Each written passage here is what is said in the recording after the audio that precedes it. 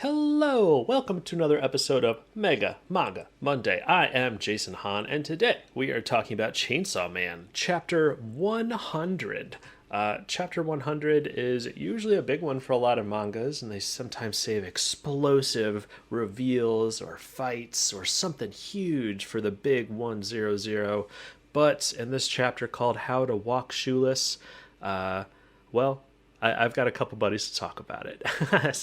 But I am Jason Hahn. I'm a writer for ScreenRant.com. I write a lot of video game related stuff, but I'm a huge manga fan. So we decided to start up Mega Manga Mondays to talk about the series we love and some very exciting chapters.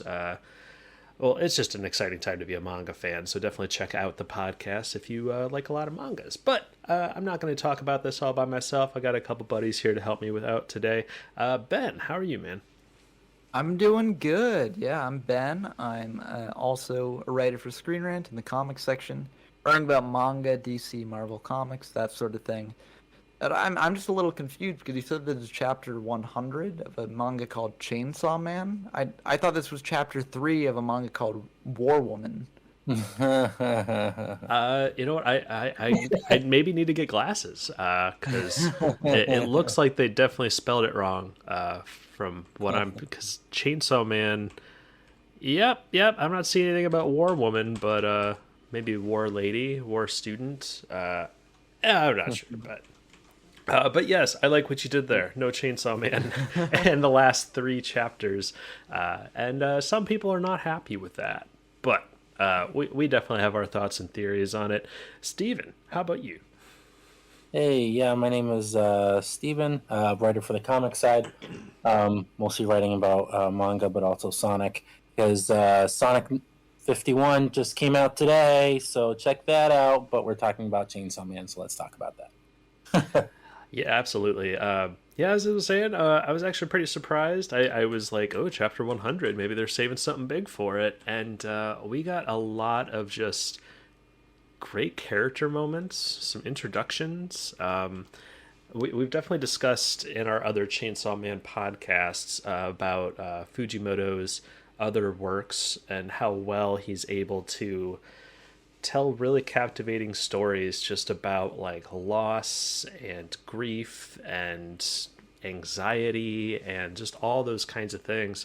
And this chapter had that in spades. Like, we're following this new student, Mitaka, and she is just consistently struggling to find her own. And I feel like this chapter just really drove that home. And we got the introduction to possibly a new friend who definitely won't die a horrific death like the next chapter. Because Chainsaw Man doesn't do that.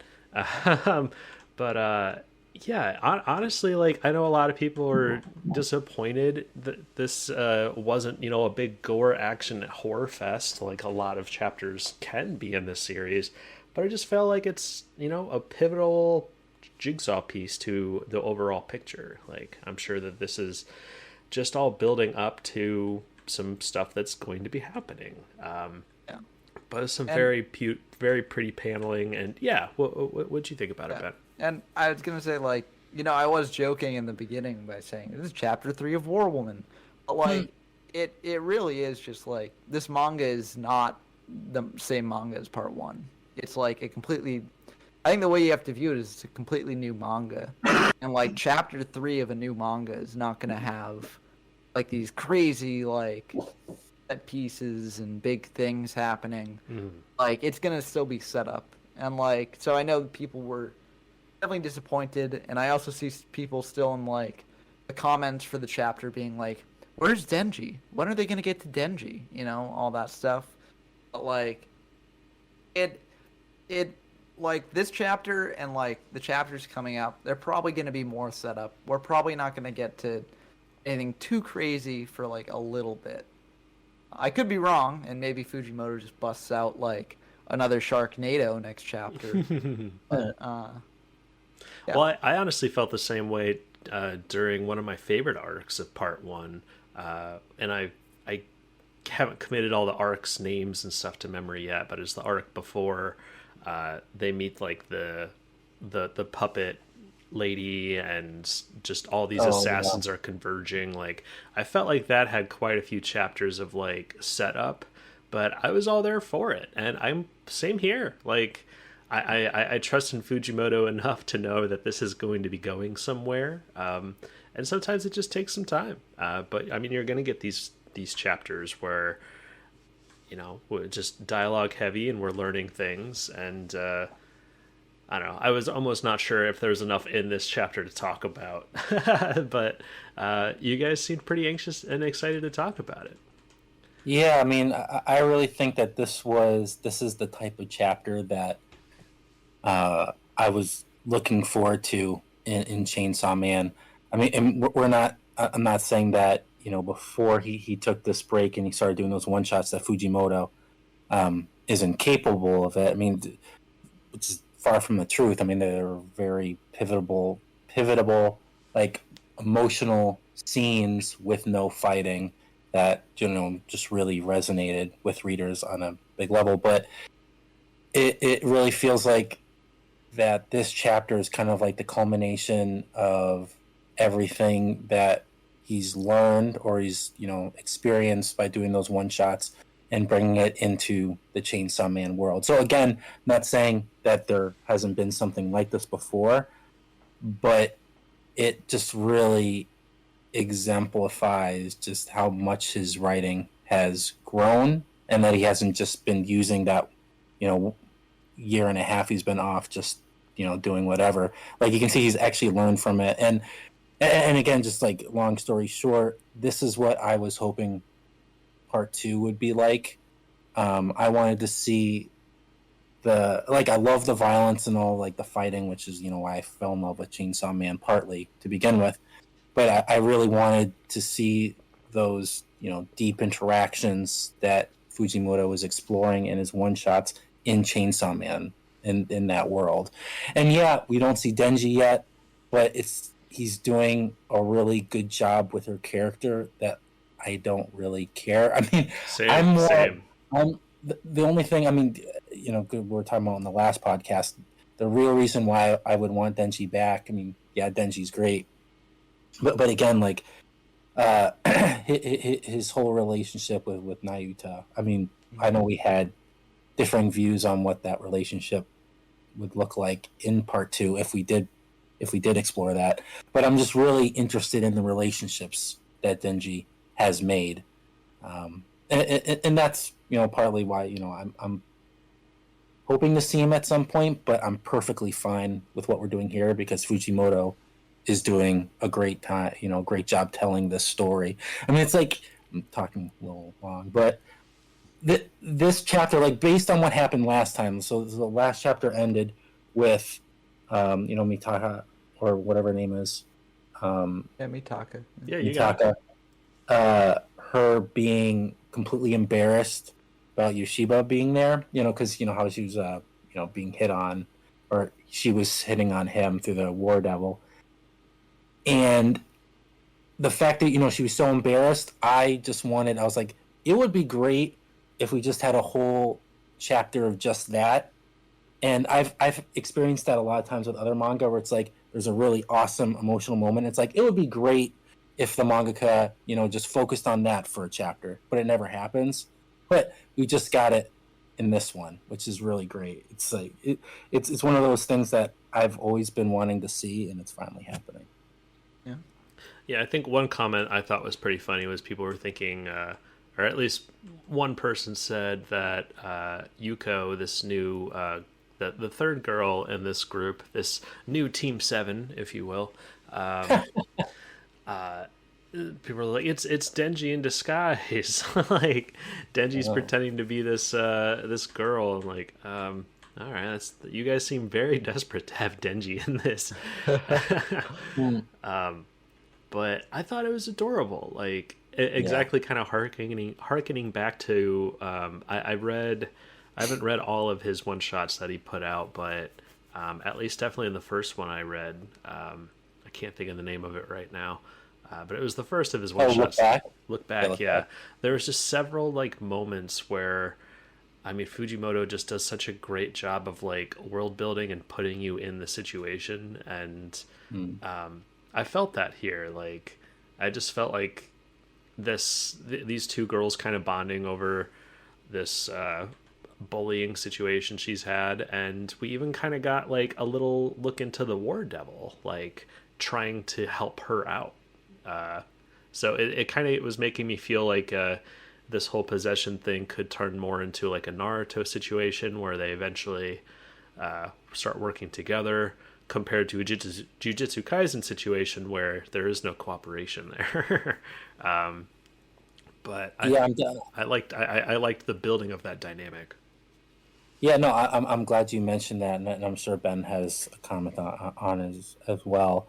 Like, I just think it was one of those things where when the War Devil is actually being nice, it was completely unexpected, especially since what we've been seeing in the last chapter. And it's just, like you're saying, where can this go? Where can this build? I mean, because it's such a drastic change that you start thinking, where is this going? Why are we seeing this side of the War Devil? And that's why I don't really view this chapter as too much like filler, or that it's just too nice or whatever. Just because there is a lot of subtleties that are happening here, just like that. Sometimes you just need dialogue, these really subtle moments to really pick up on these really massive things that are happening, like this random change with the War Devil. It's like, is she actually somehow turning? Like, is being a part with being this close to a human, making her, somehow humanizing her? Is like, what could it be? It's just very interesting. Yeah, I almost wonder if Fujimoto is eventually going to have this like War Devil have a character arc of just kind of talking about humanity's consistent thirst for war, and how if we all just kind of communicated and talked it all out, then there could be an end to war. I almost wonder if that's what he's going to be eventually working towards, where War Devil's got to make a decision. Just like, do I do this thing to make me more powerful for more war and terrible things, or do I now understand the human condition because of this Mitaka girl? And it's all got to go somewhere. Yeah, well, I'm not sure exactly to what degree the War Devil will be humanized or not humanized or whatever. Yeah. But interestingly enough, I think that this chapter hints that, like, one of the things that people wanted to see most in part 2 that they're obviously not really seeing now actually is going to show up here, where it's like people wanted to see Denji and Aida's relationship, especially just to see how Denji would handle it, right? Because there's all that baggage with Makima and all that stuff. But the central question of that relationship is, can Denji change the Control Devil, right? Can the Control Devil turn out not like Makima if people actually care about the Control Devil? Because I forget, that's the name of the child that he's taking care of. Yes, that's the name of that's the name of the young Control Devil now, like the reincarnated Control Devil. And we might see a similar thing play out here, where, can the War Devil change? Can the War Devil's time with Mitaka change them? And into, like, I'm not sure necessarily they'll go like, oh, world peacetime, because that would just kill them, basically. Yeah. But like, can they be different from how they are at the very beginning, where they just callously, like, kill 2 people? And they're like, yeah, this is great. Like, well, because we definitely had Denji show us that. Like, because I feel like we have yet to see like what the Chainsaw Devil was like before it somehow got turned into Punchinta. Well, I think Pochita was always the Chainsaw Devil, right? Like, so you think even in hell he was the adorable puppy with a chainsaw sticking out of his head? Oh, he had to take like a form to appear in the mortal plane. Oh, right? okay, It's kind of like how the War Devil was like an owl. Yeah, the you're little right. owl thing. Yeah, you're right. Like, You're right. Yeah, but I believe that the Chainsaw Devil's personality was always that of Pochita's. Yeah. Yeah, I'm actually that's one thing I've been very and you even brought it up last podcast. I think it was Steven, on how devils say the last thing they remember before dying in hell is the sound of a chainsaw. And so, I mean, we definitely have that question still lingering in the air, and I'm still definitely anxious to know more about the history of the titular Chainsaw Man.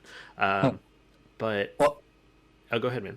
I don't know. I just want to say really quick because it's like just picking on what we just said, and it's probably me reading too much into it because I like did some pitches for this, and then when I started, writing them, I was rereading the chapter, and something that stuck out to me was when the War Devil is, relating to what the bullying that Mitaka is experiencing. She and the War Devil says, bullying. Or, I'm just paraphrasing, but that devils experience the same type of bullying as you are right now, and it was like, oh, that's interesting. And again, this could be me reading too much into it, but it's like either the War Devil knows this because it has been living as a devil in the human world for a while and watching from the sidelines or something, or it is able, or if it just manifested in the human world for the first time, then how does the War Devil know that is how devils interact with each other? That's just because again, when they die and they go to hell, they have a whole life and they forget it all except for the sound of that chainsaw. And so I'm wondering, how does the War Devil, remember this? Is it because, again, is it that can she remember things that happened in hell while she was seeing other devils interacting with each other and seeing that there was bullying going on? Or has she actually been living in the human world and seeing devils bullying each other in the human world? It's just kind of interesting. It's like one of those things where it's like, oh, could that be somehow, answering that question? Because I know in one of the other writers at Screen Rant, noticed that whole thing at the end of the first chapter where the War Devil references that she wanted to have Chainsaw Man puke up nuclear weapons, and only Makima was, a devil who could remember that. Because when Chainsaw Man, or I should say, when the Chainsaw Devil eats something, like eats a devil, everyone forgets about it, but the War Devil obviously remembers that. So could the War Devil remembering the fact that warheads and nuclear weapons existed and bullying, and bullying, like could it be connected? I think it is. Can you remember a lot of things? I mean, within 3 chapters, this is the second time War Devil has brought up that they remember something. So I think you are absolutely nailing it.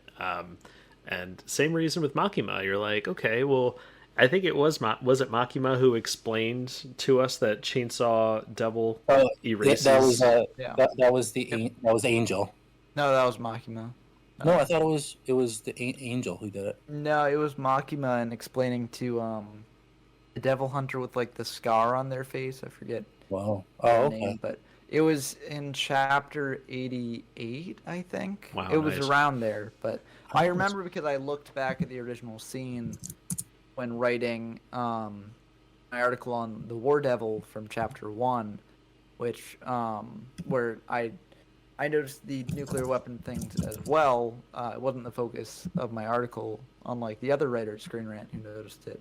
But I went back just to check it was there, and it was Makima. His Angel was dead at that point. Well, because Angel's so I'm doing because I wrote a thing about it a while ago. In I'm trying to see it in chapter. Where is it? I'm looking at the thing. God, which chapter? I just have. Dang nabbit. Oh yeah, okay, yeah. So it's chapter 84, but also Angel references it. Angel is saying, "I've pulled Chainsaw Kun's cord before, the roar of his engine. It's the same sound as that, the same sound that is heard right before a devil dies." So I think maybe they both referenced it at the same time.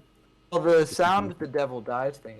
I thought you were referring to the Chainsaw Man eating the devil. Oh no. Oh no. I meant like so right before, so when a devil Yeah, right before the devil. Yeah, like yeah. So they a hear the devil first lives chainsaw. in hell, and then right before they come to Earth, they die, and the last thing they hear before they die is the sound of a chainsaw. Yeah, I thought you were talking about remembering the. Yeah. I thought you were talking about something else. So. Okay, yeah, no worries. Well, yeah, I just, I feel like this definitely was just building up to more, and I almost wonder if the next chapter is going to be super brutal, because this one just was the, all about the subtleties and the relationships and the anxiety that's going on in her head. So I almost wonder if this is the calm before a storm next week, which it just still feels unreal that this is we're getting weekly Chainsaw Man. I will say, this is definitely setting up something really messed up later on because the War Devil now, like the War Devil can only turn people that she controls into weapons, right? People who are hers. And it seems like Yuko is becoming one of her people. She gave her shoes, for goodness sakes. Yeah, so I could see a thing later on where the War Devil turns her into a weapon and kills her. And like that, Mitaka is like either not on board or like Mitaka's like, I don't want to do this, but I have to in order to survive here. And like, it really has a disastrous effect on her psyche. Yeah. And like, I absolutely see like they together or run into some sort of devil, and War Devil just takes over, and oh man, that'll be tough to watch. But I mean, we just met Yuko, and she's likable. But I don't think it will be next chapter. I think it's gonna. I mean, it could come sooner rather than later, just because I mean, this whole chapter is dedicated to showing how insanely kind and thoughtful she is. Yeah. Like the longer it went, I was like, oh god, oh no. Yeah. No, she gets. I'm liking her even more. Stop. Like it's like it's still going. It's like it. I mean, it's just there was way too much goodness in this chapter to me. And the War Devil clearly doesn't understand the kindness that Yuko is doing. And should we sell these? Should we sell them? Are you an idiot? I mean that moment is also really touching too, because I mean, on the outside, Mitaka, she was really like fighting back. I'm like, I'm not taking your shoes. I don't want your shoes. I don't want anything to do with you. I'm fine. But now, and then Word of was like, should we get rid of them? It's like, are you an idiot? Like, of course not. You can see like she's been. That's like we just get a brief glimpse into how she really thinks in that funny moment. Mm-hmm. I just thought it was done really well, just because even though that she's probably touched by it, it's the fact that she was just pushing so hard to not get those shoes, and then that comment on the end, it's like, oh yeah, she really does care. Like she really does know the meaning of what they represent. Help me get to this thought, but maybe Mitaka is doing it on purpose because she knows the War Devil's ability. So maybe she's like trying to refuse the help because she might have an inkling that the War Devil could, murder anybody that helps her, or turn them into a weapon. If not now, I'm sure that will come. That that dynamic will come into play later, I'm sure. or especially with Yoshida, since it's Yoshida. Mm-hmm. Well, it's just going back to that last chapter, about how he noticed the scars suddenly appear on Mitaka's face. Yeah, it's like, oh, he knows something's up. He's gonna, Well, especially with because I know Ben explained that he, is a character from part 1, and didn't he actively like work with Denji, or was he just in a scene? No, he actually. I mean, I think more than I do, Ben. Well, it's been a while, so I wouldn't be so sure about that. But I just know that he fought Quangxi. I know he was part of that battle. So he was one of the one of the devil hunters who was assigned to be with Denji or to protect Denji. It was when that's right. It was when all the assassins were coming to hunt him, and to protect Denji, Yoshida was one of the devil hunters that was assigned to protect him. Okay, gotcha.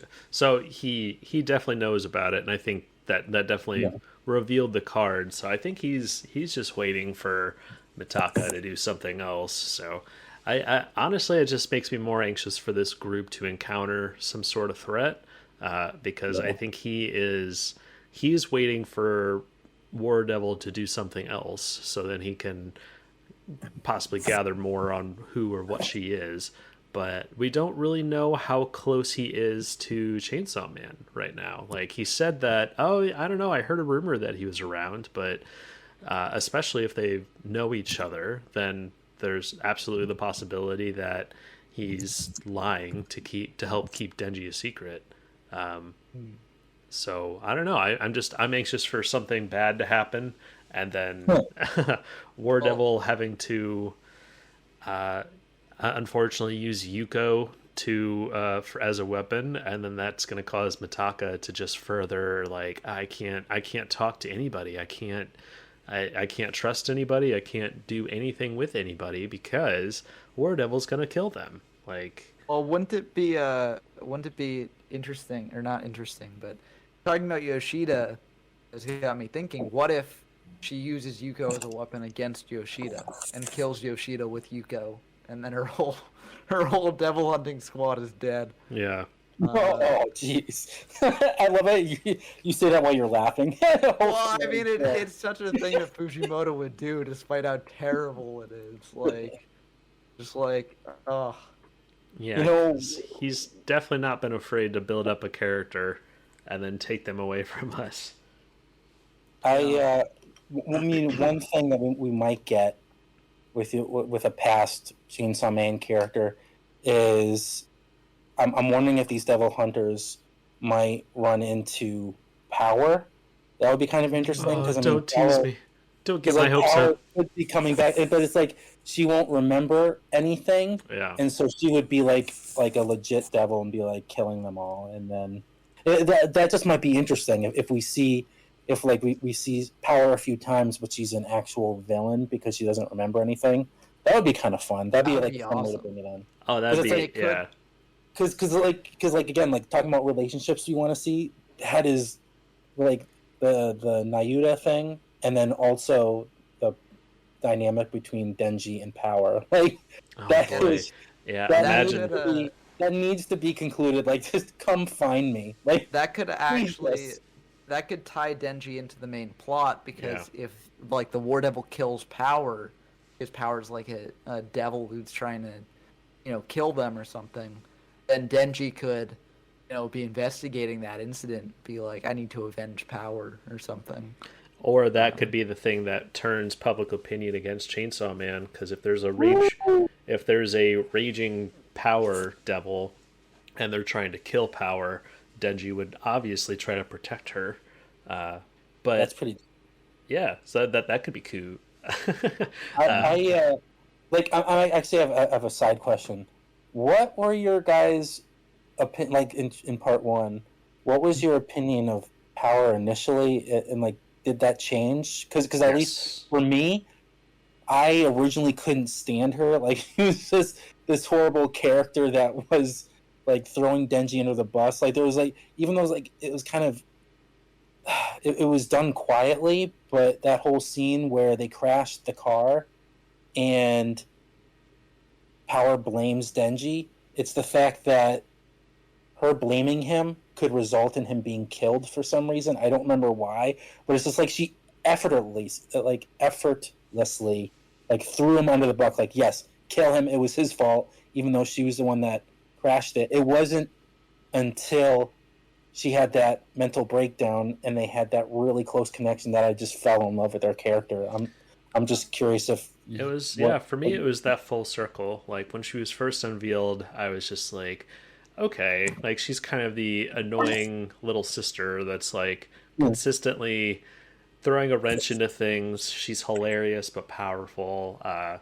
And just as we spent more time with her, and her hijinks kind of grew on me, it just slowly turned into like a more warm, like, just like, yeah, she's my annoying sister, but she's my annoying sister. And then, yeah, as her trauma started to grow, and honestly, I think when I started to like really, really fall for her was her and Denji's short training arc when they started working together against the Devil Hunter dude, and she was using smart people glasses, and just her inspirations to be like the president and stuff like that. It just, I don't know, she was like the comedic relief, but like her place in the story held enough weight that eventually I was more than happy to hold on to it. And then as soon as you get into the hellscape, I'm like, okay, I am terrified for her. And then as you like leave and everyone else is like, oh, well, that sucked, that was dramatic, she was like, I resonated with her more, because I was just like, you guys just saw like eternity. Like you just survived. Like you encountered something that could just rip off all your arms in a split second and place it into lovely words above you. That's terrifying. But I remember, because I was getting caught up on the series after it had come out, but so many people on Reddit were like, oh no, after this chapter, none of this exists anymore. This is all just spin-off. And it was after her doom. I was reading that at work, and I was just like, I was out of words. It was the most, for me, probably the most dramatic death. Her first death. When Makima shoots her in the face. It's probably one of the most haunting manga experiences I've still had. Because like Denji allows it, which is so sad. Yeah, reading it weekly, it was wild, because we had just had the Aki snowball fight, and they were like, okay, so the manga's gonna take a breather here, right?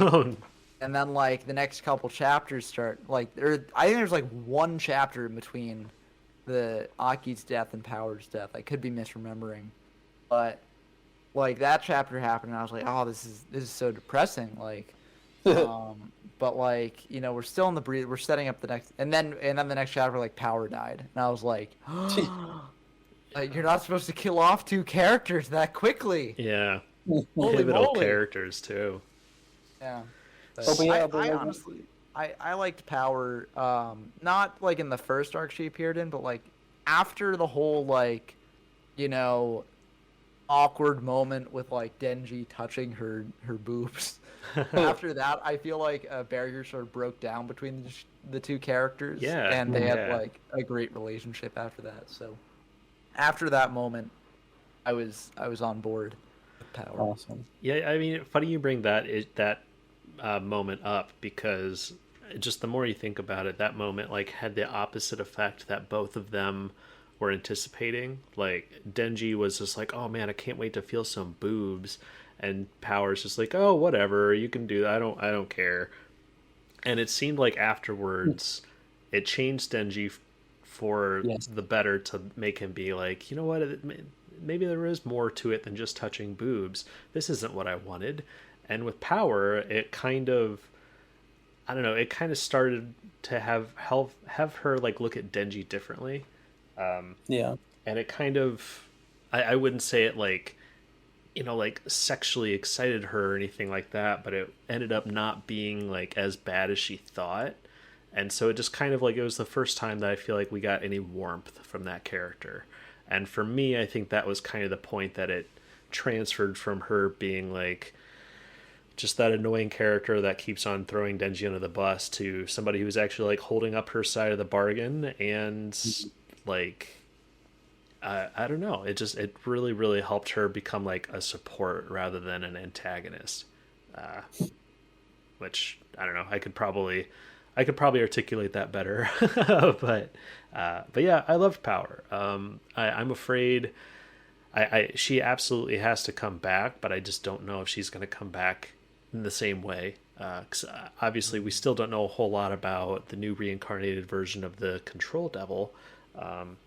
So we haven't really gotten to see how much a devil changes after they're reincarnated. So excited to see that. Yeah. And also too, I mean, because she was a fiend as well, so we never Right. actually saw her in her actual body, which is kind I of think sad. she did go full mode. Oh, she did? At least in her last stand, when she like came out of Denji, she was definitely like some sort of powered, roided up version. You'd have to go okay. back and look that up, but Yeah, I remember that. Yeah.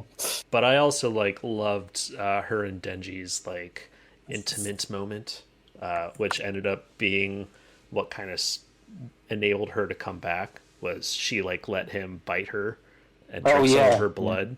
Yeah. That was definitely one of the more erotically charged manga panels I'd seen in a long time, and that's coming from somebody who reads Chainsaw Man. Or, I mean, One Punch Man. I was gonna say. Yeah, sense Psychosis it's has some coming from panels that you need to see.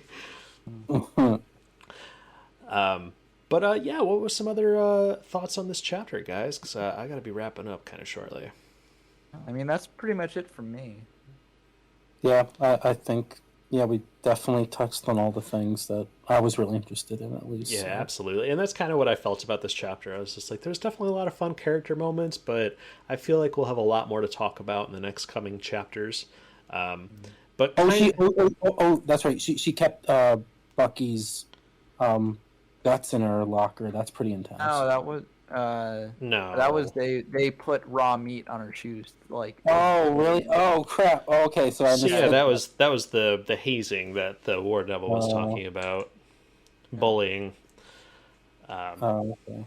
That would have been that'd be weird. kind of messed up. Yeah. Well, that's what I thought. Yeah, because that's right. Because in the last scene right before, we see Bucky's, dead body, and then in the next panel we see that. So I just put two and two together. Yeah, like I guess the bullying that I was thinking of is when the three girls were like laughing at her in the hallway. But I guess, but it could be both. But yeah, it's I definitely. think it is both. Yeah. Yeah. Well, hey, I mean, some cultures like give food for gifts. So I mean, it didn't say if it was rancid meat. It just It's true. So maybe it was a kind thing. That's what I would have done. Grab this on, be like, "Thank you so much. My family will eat lovely tonight." Just cook it up. Yeah. Get all the shoe germs off it.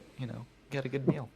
And that actually brings up another very interesting topic. Are we getting like a whole Naruto parented situation here where his parents are dead and we have absolutely zero insight on who is taking care of them? Maybe. I mean, we know that her parents are dead. Yeah. So like We don't she's know just who's living by taking care of herself. It might have been like because her parents were killed by like devils, so Yeah. that it could have happened like when she was older. Because she's like in high school, she could just be living on her own as like an emancipated minor or something. Yeah. Or she's living with the evil stepmother. Yeah. And then, How then great she would it be turned if she's into one. literally living like right next door to Denji? That would be hilarious. Like she's just getting out of school or coming home and she runs into him like they don't know each other at all. So I could see that. I could see that happening. That would be a great ending panel of a chapter. yeah. Well, guys, it's been fun talking Chainsaw Man. I'm very excited to have more to talk about when 101 comes out next week. But yeah, we'll go ahead and move into plugs and recommendations. Please check out other episodes of Mega Manga Monday. Follow us on Twitter for updates. You can follow us on Twitter at Manga Mondays. But I am Jason Hahn. We're all writers for Screen Rant, so please check out screenrant.com for very interesting comics related news, also for video games and movies and all that type of stuff. It's a great time to be a nerd, my friends, so we have all kinds of nerdy things to keep up on, and Screen Rant can be your source. But also, I have a other YouTube channel called Honzy and Friends. I like to play video games with friends, and usually some pretty cool ones. We have some laughs. I also like to stream, usually on Wednesdays and Sundays. But right now I'm playing God of War on the PlayStation 5, and it's incredible. Yeah, other than that, Ben, any plugs or recommendations today, bud? Yeah, so for plugs, I have a YouTube channel called YGO from Zero, which goes over past formats of the Yu-Gi-Oh card game. So if you're interested in that kind of thing, it's very fun. I post dual replays and things like that to give tips on how to play and things. But also for recommendations, I'm gonna actually recommend something that you shared with me, Jason. Where on Reddit someone posted like a fan manga they had made called "Go Out with a Bang," which is it's 20 pages long. It's like an alternate ending, and it basically combines Chainsaw Man with Goodbye Eri, and it is superb. So highly recommend that. Not sure if my description will be adequate to find it, but Jason, you could put it in the description of the YouTube video, maybe. Yeah, absolutely. All of our plugs and recommendations, you can get more information on those. And if you didn't understand what we said, all those details are in the descriptions. So check that out. Yeah, so it's very cool. Yeah, I enjoyed it a lot too. Steven, how about you, man? Yeah, I'll just say I know I've mentioned it a few times, I think, but there's on Manga Plus, or it's known as Manga Plus internationally, Shonen Plus, Shonen Jump Plus in Japan, but it's basically a spin-off of the Shonen Jump magazine, online only. There's one series on there that I'm really, really enjoying a lot. It hasn't surpassed Dan to Dan, but it's getting really good, and I'm really excited where it's going. It's called Make the Exorcist Fall in Love. Oh, okay. You talked about that a little bit in previous ones. So and it's catching up because it's been on Shonen Jump Plus for a while. But now Manga Plus is kind of doing like this re-up where it's just bringing everything over from Shonen Jump Plus over to Manga Plus. So like every week 2 chapters come out rather than 1. Ooh. And the last 2 chapters that came out yesterday, it's just each one is just getting better than the last, and it's awesome. It's bringing in a lot of different tropes that are really fun. So I recommend it. At least I'm having a good time. So awesome. Well, we'll go ahead and wrap it up today, guys. But as we said, definitely check that stuff out, and more information in the descriptions. But it's been a lot of fun talking Chainsaw Man 100. I hope you guys enjoyed this episode of Mega Manga Monday, and we'll talk to you next time. Yeah, see y'all next time. Yep, sounds good. Cool. Peace.